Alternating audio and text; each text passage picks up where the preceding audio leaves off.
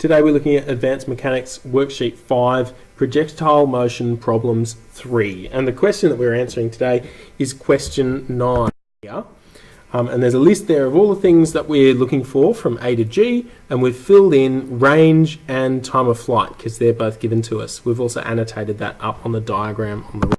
So I'll start with the trickiest bit, which is basically working out our initial vertical velocity. So we're going to use the equation s equals ut plus a half at squared, specifically obviously in the y direction, so sy equals uyt plus a half ayt squared. If we plug in the numbers we know, you'll note that I've used here a negative 75, and that's probably the trickiest part of the whole question. So if we look here, we're going to say 75 is basically from our launch position is down, and we know that we're launching the projectile up.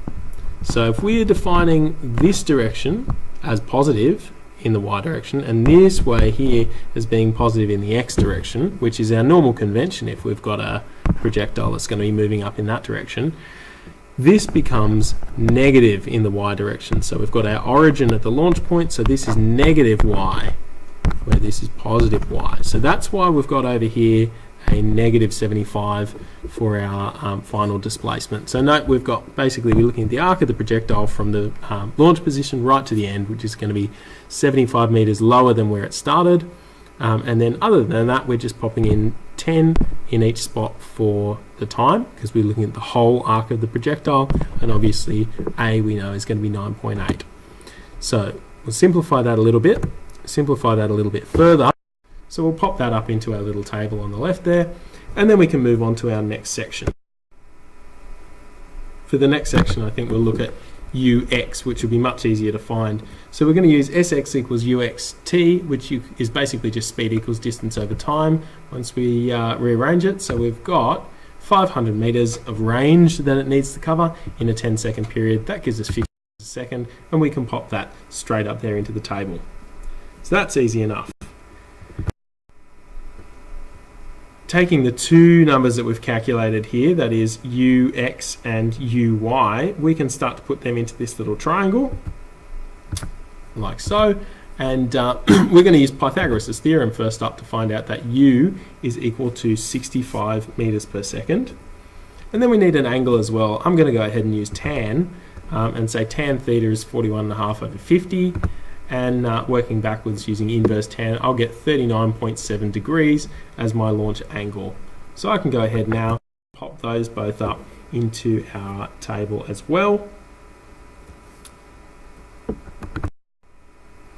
Now let's find our vertical displacement. That is basically our height above the launch position. I'm going to use v squared equals u squared plus 2as. Again, I'm dealing with things in the y direction, so I'll pop my subscripts in there so I don't get mixed up. And we're going to consider only from the point of launch up until we get to the apex, which would be just from here to here. So just in this section.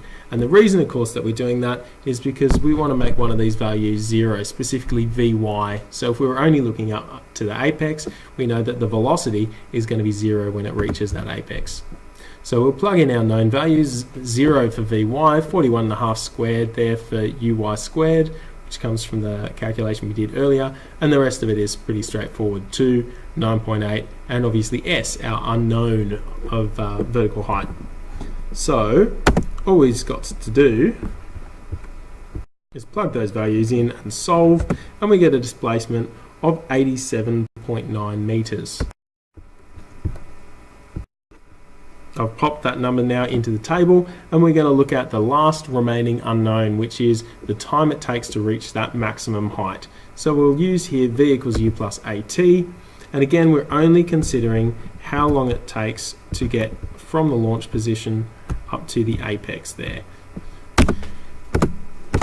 So we'll pop in our two known values, that is uy and ay, and solve for v equals 0, because of course it's going to be stationary at the apex, and doing that gives us 4.2 for our time, which we'll pop again into our table.